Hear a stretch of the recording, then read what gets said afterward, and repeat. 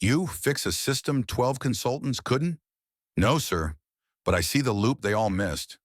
The room froze. Tension thick as concrete. 12 consultants walked away, saying the system couldn't be saved.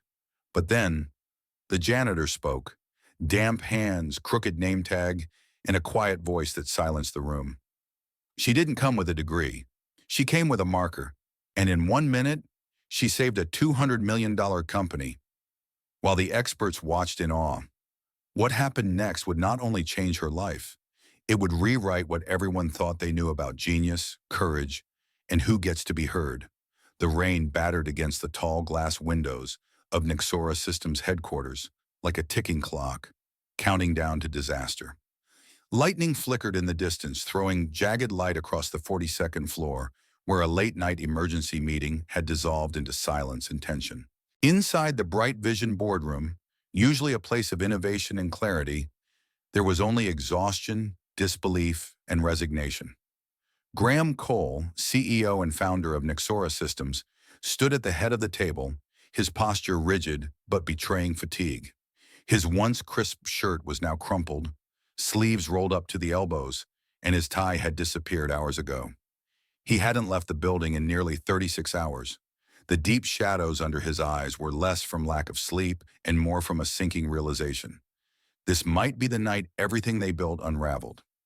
Just days ago, they had launched their most ambitious platform to date, an AI-powered data stream integrator that promised seamless sync across devices, global platforms, and user accounts. Investors were thrilled. Clients had signed on in droves. The future looked bulletproof, and now the system was crashing, not occasionally, catastrophically. User data was disappearing. Files were duplicating or stuck in infinite loops.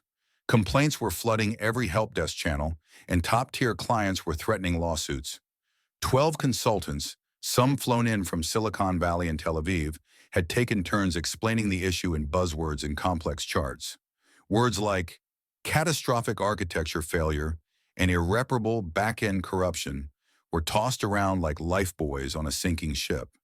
Your only real path forward is a full rebuild, one had said. 3 weeks minimum, another added, adjusting his glasses.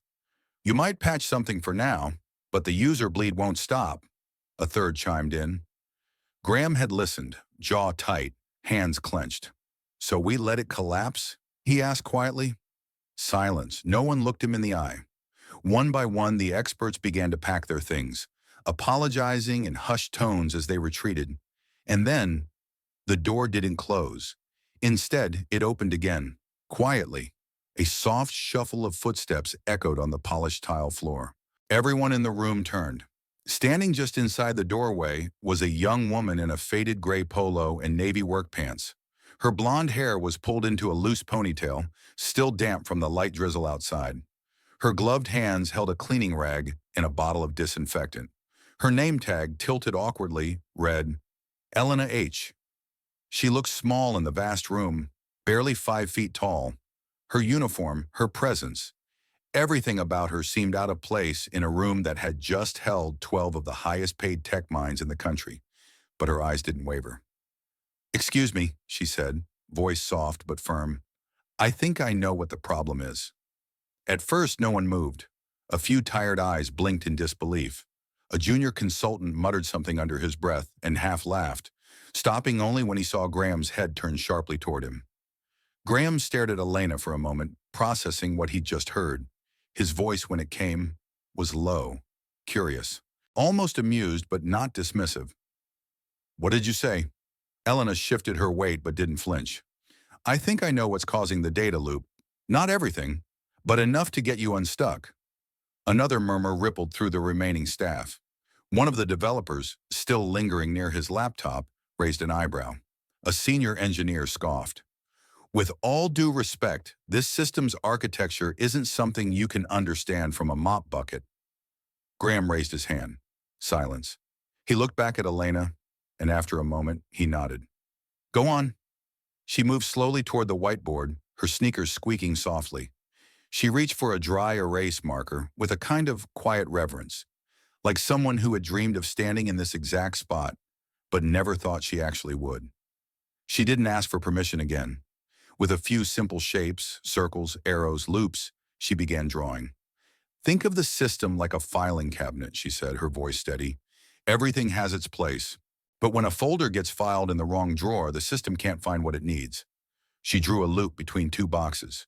So it checks again, and again, and again. That's what your autosync is doing, pulling from outdated input and overwriting correct ones. A young developer looked up sharply. She's describing a recursive loop, he whispered.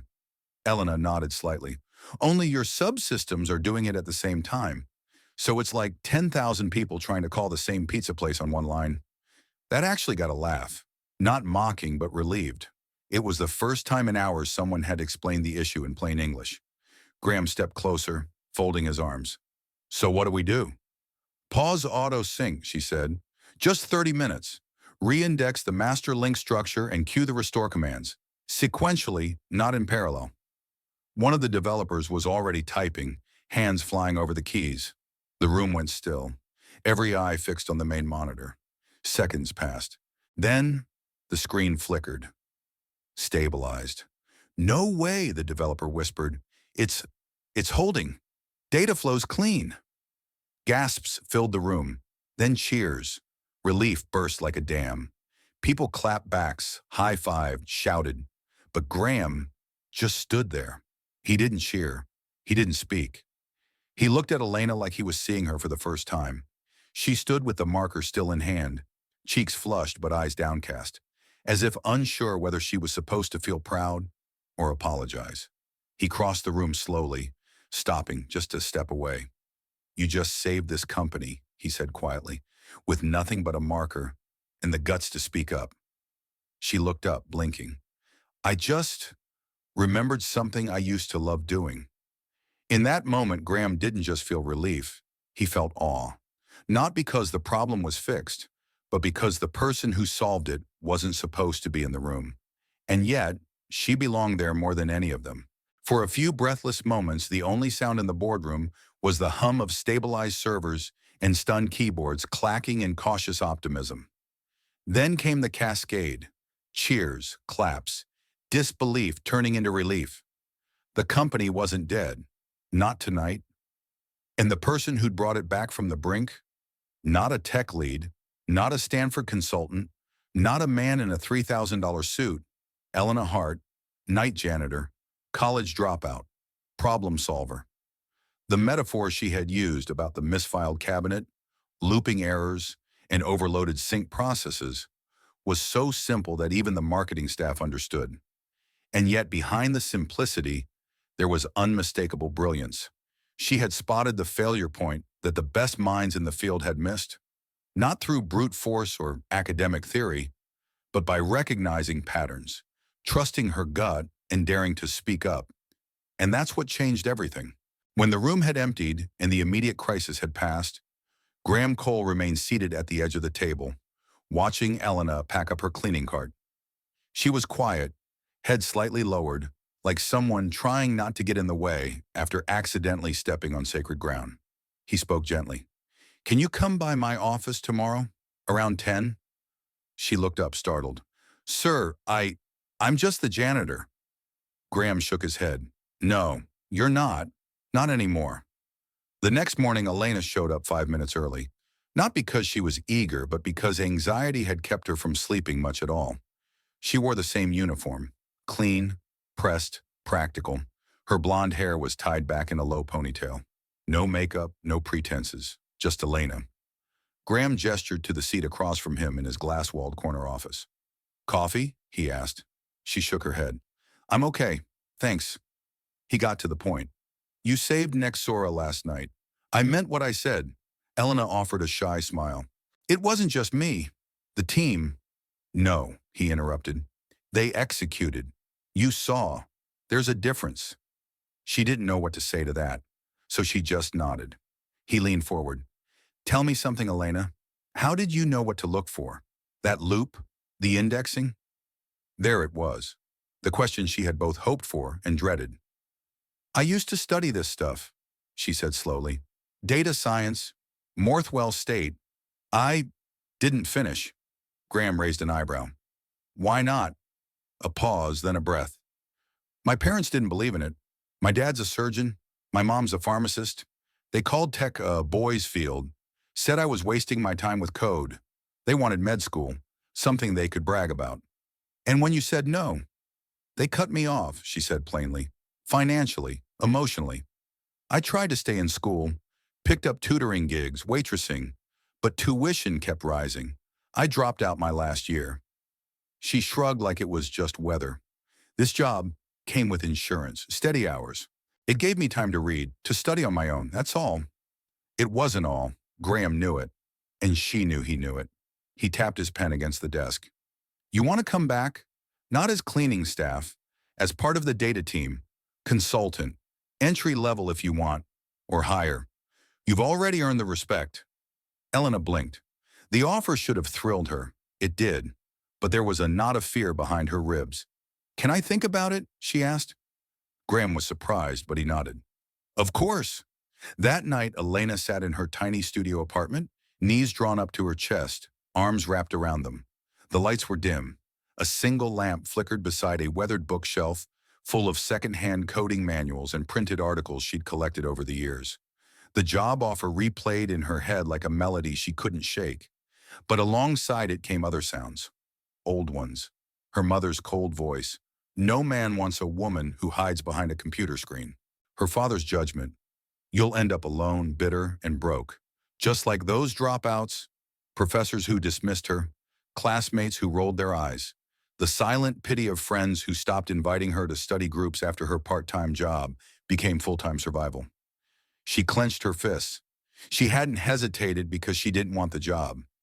She hesitated because deep down, a part of her still believed she didn't deserve it. 2 days later, she found herself in the city park, trying to clear her thoughts. She sat on a weathered bench beneath a budding tree, reading one of her favorite paperbacks, a fantasy novel about a girl who rewired a kingdom's defenses. That's when a small voice startled her. Daddy, she has the same book as me. Elena looked up. A little girl, no older than 4, with curious brown eyes and unruly curls, stood a few feet away pointing at her. Behind her was Graham, now in jeans and a hoodie, looking much less like a CEO and much more like a dad. That's my daughter, he said, smiling awkwardly. Mila, the little girl said softly. Elena smiled. Nice to meet you, Mila. Without hesitation, Mila climbed onto the bench beside her and leaned over to peek at the book. She usually takes weeks to warm up to anyone, Graham admitted, watching from a few steps away. Elena glanced at Mila, who was already curled beside her, like it was the most natural thing in the world. She has excellent taste in stories, Elena replied with a small grin. Daddy, can she come eat with us? Mila asked suddenly. Graham turned to Elena. That's up to you. Elena hesitated, again, not because she didn't want to, but because she wasn't sure she belonged in that world. But Mila's wide, trusting eyes made it impossible to say no. Okay, she said, just for a little while. Hanawan. They ended up at a quiet diner a few blocks away. Red booths, laminated menus, and chipped ketchup bottles. At first, the conversation was light. Mila talked about ducks and broccoli and bedtime stories. Then the tone shifted. Graham shared about losing his wife to cancer 2 years earlier, how he struggled every day to balance leadership with fatherhood, how he often felt like he was pretending to be okay. For Mila. Elena listened, not with pity, but with genuine empathy. When he asked about her story, she told him the truth. About nights spent in a rented storage room behind a laundromat, about saving tips to buy used textbooks, about reading code tutorials at 2 a.m. with blistered hands from cleaning industrial kitchens. And she didn't tell it like a tragedy. She told it like a road she'd walked with her head down and her heart forward. Something shifted between them that night. A mutual understanding. A silent agreement.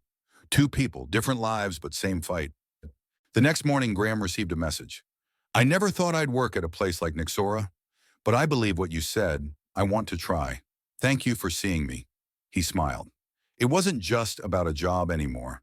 Elena Hart was stepping into something bigger than an opportunity. She was stepping into her future.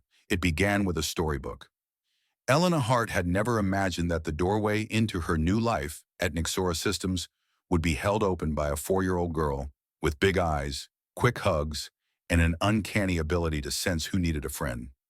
Mila Cole, daughter of CEO Graham Cole, was usually shy around strangers, especially since losing her mother. But from the moment she curled up beside Elena on that park bench, it was as if the two had always known each other. Their bond grew in pages and whispers. "Elena, can the robot have wings this time?" "Yes," Elena would smile. "If it helps her fly out of trouble faster." Mwah.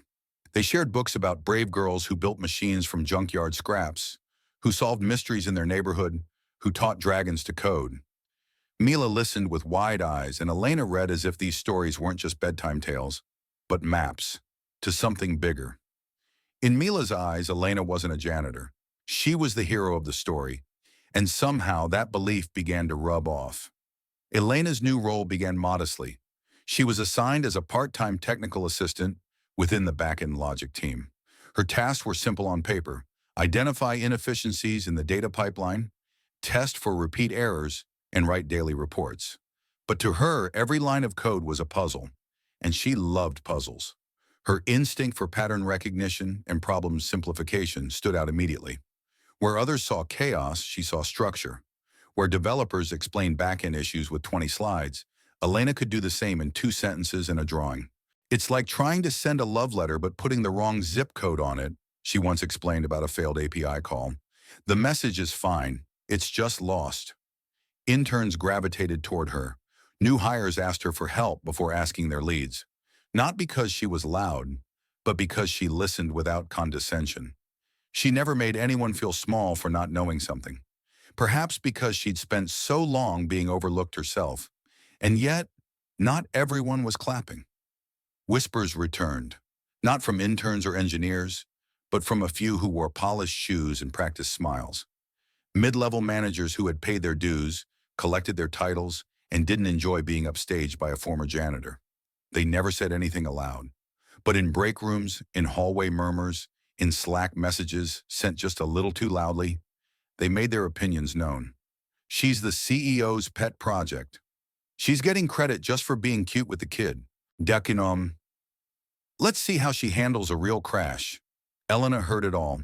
She always had sharp ears, but she didn't push back. She showed up earlier, stayed later, wrote clearer documentation, solved bugs no one else had time for, quietly, steadily, and when the moment of truth came, she didn't flinch. It was 2 days before the launch of Nexora's flagship AI integration tool, Project Prism. Media invites had gone out. Investors were lined up. Demos were scheduled. And then during a live stress test, the system locked. Once, then again. On screen, the platform stalled mid-process, forcing a forced shutdown. Everyone froze. Heads turned. Fingers flew across keyboards. The pressure that Graham had felt months ago returned like a shadow, and this time it had claws. "What changed in the code?" someone asked. The logs pointed to a recent module patch related to autosync behavior. "Elena handled that part," a manager said flatly. Silence. And then the murmurs returned. "She's only been here a few months. I warned about trusting instinct over formal training. This is why janitors shouldn't write production code." Elena stood at the edge of the room, her heart beating in her ears. Her skin prickled. The room had grown cold. Her breath caught as memories surged. Professors rolling their eyes, parents calling her reckless. Nights she cried in storage closets thinking they might have been right. She quietly slipped out before the meeting ended. Elena didn't go home. She went to her desk, packed her things in silence, left her badge neatly on the keyboard. She had learned long ago, belonging was often temporary. As she reached the elevator, she heard a tiny voice behind her. "Miss Elena?" Mila stood in her pajamas, one hand clutching a plush dinosaur, the other holding a piece of crumpled paper. "I made you this," she said, holding it out. It was a drawing. Elena in her ponytail, holding a laptop, Mila beside her. Above them, in bold crayon letters, "Miss Elena is my hero." Elena's eyes misted. Her hands trembled as she took the picture and pressed it to her chest. "Thank you," she whispered. She didn't leave. The next morning, she walked into the 8:00 a.m. review meeting like a thunderstorm in human form, silent, charged, undeniable. She waited for the room to settle. Then she opened a PowerPoint, just 3 slides. I flagged the error 2 days ago, she began calmly. It's in the QA report, page 3, section 2. I outlined how the autosync routine could conflict with the new Prism logic if not decoupled. She clicked to the next slide. Time-stamped emails, code samples, her proposed fix, unread. The room fell into a stunned hush, and then Graham Cole stood. He didn't yell. He didn't scold. He just looked at the managers and said firmly, "Next time, listen to the people who actually know what they're doing." No one questioned her again. 6 months later, Nexora launched the NewLeaf Program, a division aimed at discovering and developing non-traditional tech talent, people without elite degrees, but with fire in their minds and grit in their hearts. At its helm, Elena Hart, Director NewLeaf. She didn't move into a flashy corner office. She stayed in her modest glass pod with Mila's doodles taped beside debugging notes. Her ceramic coffee mug still had a chipped rim.